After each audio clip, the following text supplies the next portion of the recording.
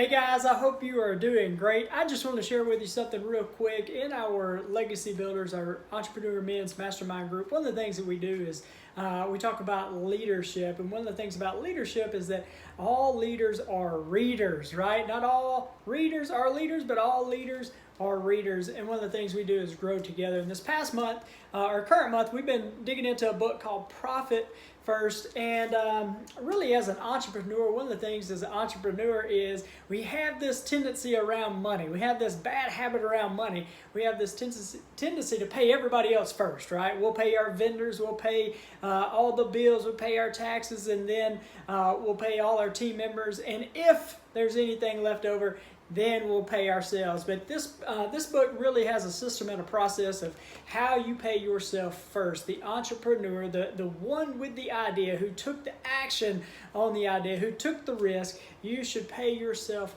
first. And this sets up the system and the process how to do that. Highly recommend that book called Profit First by Mike Michalowicz. Awesome book. Well, this upcoming month, I am super excited about the book we're going to be diving into. And I just wanted to share a quick video with something that we're going to be diving into. It's called As a Man Thinketh by James Allen. This book was written in like 1903, super an older book, but all the principles are still relevant to this day. And you can find this book anywhere, but I highly recommend the study guide version by my mentors, Paul Martinelli and Roddy Galbraith. They've got more of a study guide in there, questions and all. But I want to share with you something real quick out of here. And this is in the foreword. It's not even into the actual book, and it's already getting good, right? I just want to share with you this real quick. So I'll read it. He says, this book is really the point. He's kind of setting up the entire book, but he says the whole point here is to stimulate men and women to the discovery and the perception of the truth that they themselves are the makers of themselves by virtue of the thoughts which they choose to encourage, that mind is the master weaver, both of the inner garment of character and the outer garment of circumstance, and that, as they may have hitherto woven in ignorance and pain, they may now weave in enlightenment and in happiness. And there's two things I want to point out right here. As he talks about that mind is the master weaver. I love that. That's like stitch by stitch right there. But,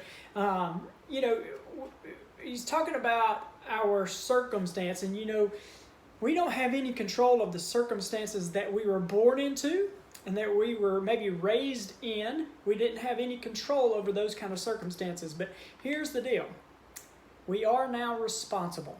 The circumstances that we find ourselves in now, we are now responsible for those. And he says right here that wants you to discover and to perceive the truth that they themselves are the makers of themselves. Our circumstances, if you don't like your circumstances, we are the creator of our circumstance. And I want to show you how that is. It's our thoughts. And he says by the thoughts that we choose to think.